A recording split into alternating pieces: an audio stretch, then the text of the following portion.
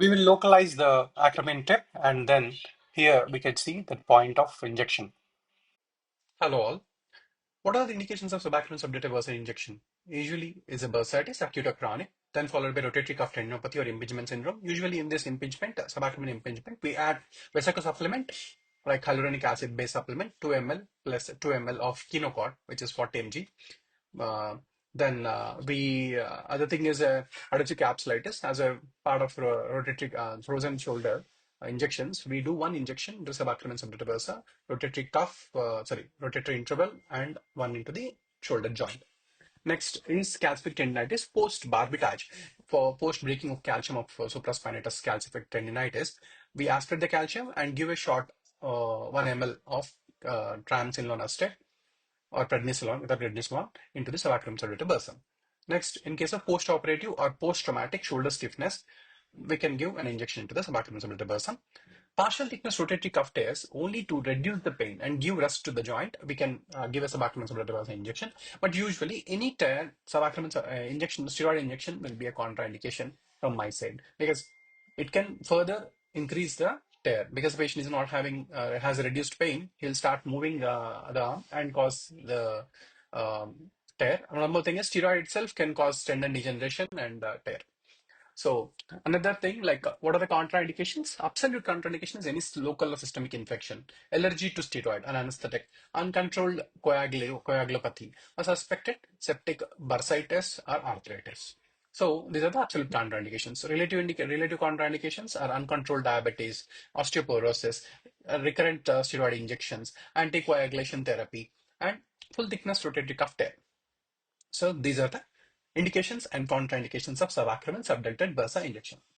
Yeah, here I'm loading the injection. So I already have 3 ml lignocaine loaded into that syringe, and then I'm loading Kinocort now. So approximately 2 ml of Kinocort I'm getting into the injection. So that is the second vial. So once I'm loading this injection and already painted the patient with betadine, uh, I have made to lie the patient onto the prone position. So I'm accessing it from the post-lateral aspect. So as I shown you in the image previously, I will be just localizing the tip of acromion, and I will progress my needle from the tip of lateral aspect of the tip of acromion process. Here you can see this is a subacromion subdeltoid bursa here, so which is fluid filled. So in that, then I'm going to put my needle here. You can see there is access of my needle. So here. This is the tip of the needle here. So you can see the image here. You can see. Then almost it entered into the bursa. Then I will aspirate the fluid, bursal fluid here. There is a lot of bursal wall thickening here. You can see, and the fluid.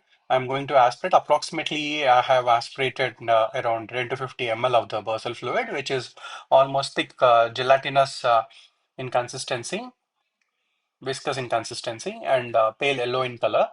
So mostly it could be an inflammatory bursal collection. The joint was not showing any joint effusion here in this case.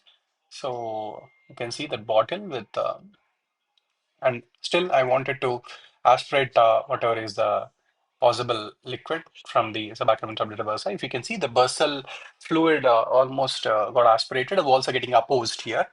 So once I see the most of the fluid is aspirated, I'll give a small saline flush and reaspirate the bursal fluid. So I'll use a sterile normal saline and do the flush and aspirate, and you can see this bursal fluid which we have aspirated it. So now I'm going to put the needle into the residual bursal cavity. You can see the tip of needle which is there within the bursa, and I'm injecting the mixture which we have prepared, that is triamcinolone acetate with local anesthetic into the bursal space. So we can see that the bursa is filled now. Some amount of air pockets we can see here within the bursa. So that is the injection what we are doing now. So you can see that bursa is getting distended with this mixture of fluid what we have prepared. So I can see my entire needle length here from the skin surface till the bursa. Only in most of the MSK procedures, the principle is you should be able to localize your tip. If you are seeing the needle tip and if you are having control on your needle tip, then any MSK or ultrasound guided procedures can be done. Thank you.